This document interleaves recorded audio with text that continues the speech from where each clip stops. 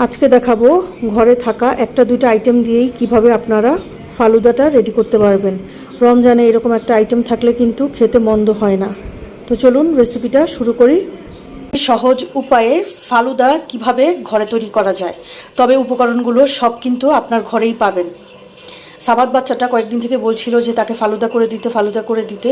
সে মিষ্টি জাতীয় জিনিস, একটু ডেজার্ট টাইপের আইটেমগুলো ভালো খায়, তো সেই জন্য ভাবলাম যে করে দেই।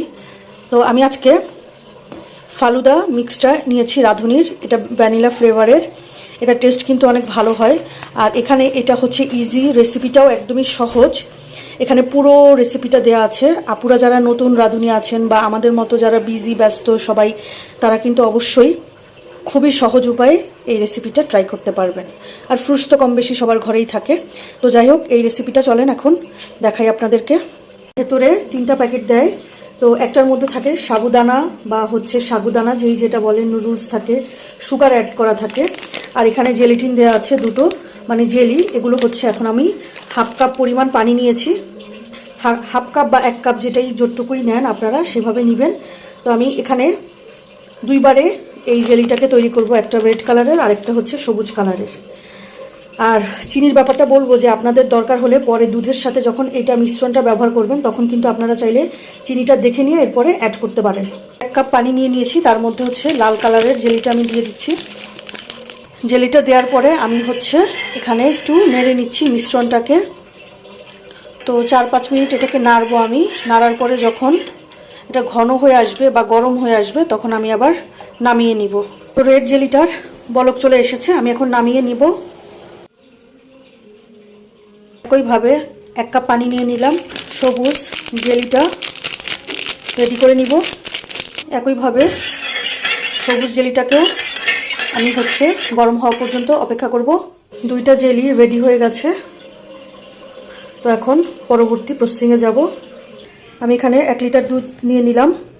তো এখানে আমি গরুর দুধটা ইউজ করেছি। তো তারপরেও আবার 4 টেবিল চামচ পরিমাণ আমি গুঁড়া দুধ অ্যাড করেছি, তাহলে একটু ক্রিমি টেক্সচারটা বেশি ভালো আসবে। আপনারা চাইলে গুঁড়া দুধটা স্কিপ করতে পারেন। দুধটা বলক আসা পর্যন্ত অপেক্ষা করছি। বলক চলে এসেছে, কিন্তু আমি এরপরেও আরও 5-10 মিনিটের মতো আমি জাল করে নেব দুধটা, তাহলে একটু ঘন হবে আর খেতে বেশি ভালো লাগবে। যেহেতু প্যাকেটটা আসলে অত বড় না, ছোট পরিমাণে, তো দুধটা একটু ঘন হলে সমস্যা হবে না। দুধটা জাল করে নেওয়ার পরে এখন আমি 10 মিনিট হয়েছে। তো এখন আমি এই মিক্সটা অ্যাড করে দিব।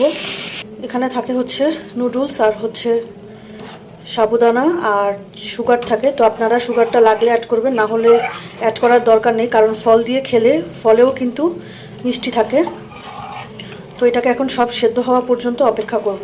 সবগুলো উপকরণ সেদ্ধ হয়ে গেছে আর দুধটাও ঘন ঘন হয়ে এসেছে। তো আমি এখন এই পর্যায়ে নামিয়ে ফেলবো। আমি এখন একটা বোলে মিশ্রণটাকে ঢেলে নিচ্ছি। এখন ঠান্ডা হওয়া পর্যন্ত অপেক্ষা করব। এই 3টা আইটেমকে ঠান্ডা হয়ে আসলে ফ্রিজে রেখে দিব। আমি একটু ঠান্ডাই খাবো, এই জন্য আগের দিন করে রাখলাম, যেহেতু কালকে ইফতারে খাওয়া যায়। ঠান্ডা হয়ে গেছে, একদম জমে গেছে। তো এগুলোকে আমি এখন কেটে নিব। আর এই সাবারটা কি যে করছে, আমার জেলিটা একটু টেস্ট করা লাগবে, কেমন হয়েছে এটা একটু রিভিউ দাও আমাকে। ফালুদার মিক্সচারটাও রেডি হয়ে গেছে। আর এই সাইডে আমি ফ্রুটস কেটে নিলাম। এখানে আপেল, আঙ্গুর, কলা আর বেদানা নিয়েছি আজকে। সাথে আইসক্রিমও আছে, আইসক্রিমটাও দিয়ে দিব উপরে। আমি আজকে পুরাটা মাখাবো না ফালুদা, এই জন্য আমি অর্ধেক পরিমাণে নিয়ে নিব আরেকটা বলে।